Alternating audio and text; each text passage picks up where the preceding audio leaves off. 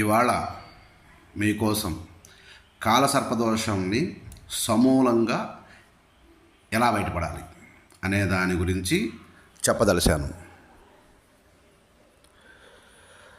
కాలసర్పదోషం మీదే చాలా పెద్ద వ్యాపారం జరుగుతుంది నాకు తెలిసి ఈ బాహ్య ప్రపంచంలో.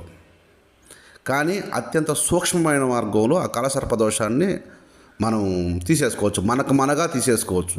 దానికి తాంత్రిక ప్రపంచం మార్గం చూపించే ఉంది. కాకపోతే మీరు ప్రతిరోజు గుళ్ళు చుట్టూ తిరుగుతూనే ఉంటారు ఈ కాలసర్పదోషం ఉన్నవాళ్ళు, కుజదోషం ఉన్నవాళ్ళు. కానీ నా మాట విని ఒక 3 మంగళవారాలు తిరగండి. కాలసర్పదోషాన్ని సమూలంగా మీకు మీరుగా నాశనం చేసుకోవచ్చు. నేను ఇక్కడ ఎవరిని కించపరచడానికి ఈ మాటలు మాట్లాడట్లేదు. జరుగుతుంది అంతే. అందరూ డబ్బులు పెట్టలేరు కదా. డబ్బులు పెట్టేవాళ్ళు డబ్బులు పెట్టచ్చు. డబ్బులు పెట్టలేని వాళ్ళ కోసం మాత్రమే ఇది. ఒకవేళ అందరూ కూడా చేసుకోవచ్చు, కానీ ఇది ఒక సిద్ధ క్రియ. ఎవ్వరూ ఇంతవరకు ఎక్కడ చెప్పరు, ఎక్కడ దొరకదు కూడా మీకు. ఎందుకంటే ఇది మా పరంపరలో మా గురువులు, వాళ్ళ గురువులు, నాకు వాళ్ళ నుంచి సంక్రమించింది ఇది. అందువల్ల మీకోసం నేను చెప్పదలిచాను. ఈ కాలసర్పదోషం ఒకటి, కుజదోషం ఒకటి. చాలామంది సమాజంలో పెళ్ళి కాకుండా అన్నీ ఉంటాయి, కానీ పెళ్ళి కాదు. ఒకవేళ పెళ్ళి అయినా పిల్లలు ఉండరు. ఒకవేళ పిల్లలు పుట్టిన తర్వాత భార్య చనిపోతూ ఉంటుంది.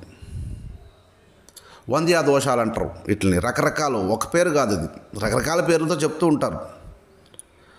పిల్లలు పుట్టరు కొందరికి. ఒకవేళ పిల్లలు పుట్టినా తల్లి చనిపోతుంటుంది. అట్లా చాలామందికి చాలా సమస్యలు ఈ కాలసర్పదోషము, కుజదోషము అన్నదమ్ములు లాంటివి అనుకోవచ్చు. ఎందుకంటే కాలసర్పదోషం అనేది పూర్వజన్మలో గురువుని చంపితే వస్తుందని చెప్తారు పూర్వీకులు, పెద్దలు.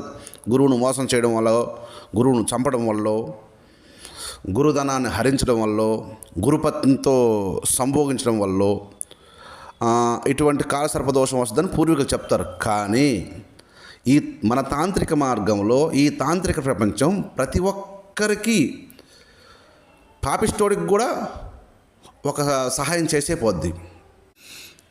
సరే, ఇవన్నీ పక్కన పెడితే ఇప్పుడు నేను క్రియ చెప్పదలిచాను, చేసుకోండి. ఈ క్రియ ఏంటంటే 3 ఏదైనా మొట్టమొదటి మంగళవారం స్టార్ట్ చేయాలి. ఎందుకంటే మంగళవారం ఈ క్రియకి చాలా అనుకూలమైన రోజు. ఏ మంగళవారం పర్లేదు. ముందుగా శివాలయానికి వెళ్ళండి. శివాలయానికి వెళ్ళి శివాలయ అభిషేక నీళ్ళు బయటకు వచ్చేటప్పుడు ఒక స్వామి ఉంటాడు, చండికేశ్వర అంటారు ఆయన్ని. నేను చెప్పబోయే మంత్రం 11 సార్లు ఆయన చెవిలో చెప్పండి. నేను మీకు చెప్పే మంత్రాన్ని 11 సార్లు ఆయన చెవిలో చెప్పండి. తదుపరి మీరు 11 ప్రదక్షిణలు శివాలయం చుట్టూ తిరిగేసి ఇంటికి రండి. ఇంటికి వచ్చిన తర్వాత మీరు చేయాల్సింది ఏంటి అంటే పులగం అంటే మీకు తెలుసో తెలియదో మళ్ళీ చెప్తాం. పులగం అంటే ఏంటో, పచ్చి పెసలు, రైసు ఉడకబెట్టుకొని మోతాదులో, కొంచెం మీరు ఎంత తినగలరో అంత మోతాదులో ఉడకబెట్టుకున్న తర్వాత దాన్ని ఒక ప్రమిదిగా మార్చి దాంట్లో నెయ్యి వేసుకొని ఒక ఒత్తి ఆరిపోయేంత వరకు నేను చెప్పే మంత్రాన్ని జపించండి. జపించిన తర్వాత మీరు అక్కడే కూర్చొని అది భుజించండి. భుజించిన తర్వాత భుక్తశేషం ఏదైతే మిగిలిద్దో దాన్ని ఏదైనా సరే, ఒక గోవుకు కావచ్చు, భుక్తశేషాన్ని ఒకవేళ మిగిలించకుండా తినండి. ఒకవేళ మిగిలితే గోవుకు అర్పించండి, కుక్కకు మాత్రం పెట్టద్దు సుమా. కుక్కకి ఎందుకు పెట్టద్దు అంటున్నా అంటే అది కాలభైరవ స్వరూపం కనుక కుక్కకు పెట్టద్దు అంటున్నాను. మంత్రం చెప్తాను, సావధానంగా వినండి. ఈ మంత్రాన్ని నేను డిస్క్రిప్షన్లో కూడా ఇస్తాను, ఒకవేళ రాసుకోండి. ఇది సిద్ధ మంత్రం, ఉపదేశం అవసరం లేదు. మంత్రం చెప్తాను, వినండి. ఓం క్లీం హ్రీం కాలో రుద్రనీలలోహితో క్లీం సర్వపాప క్షయహరో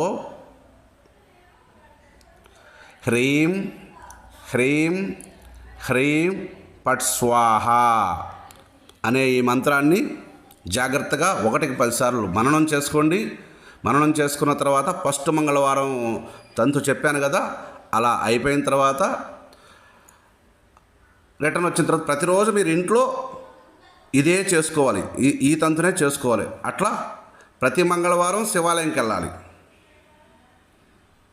తదుపరి మీరు శివాలయంకి వెళ్ళిన తర్వాత ఈ వారం రోజులు ఇంట్లో ఇలా చేసిన తర్వాత రేపు మంగళవారం వచ్చేటప్పుడు మీరు శివాలయంకి వెళ్తారు కదా, శివాలయంకి వెళ్ళిన తర్వాత మీరు ఇదేదైతే ఉందో ఇంతకు పులగము, ఈ ప్రమేద ఇంట్లోంచి వండుకొని వెళ్ళండి.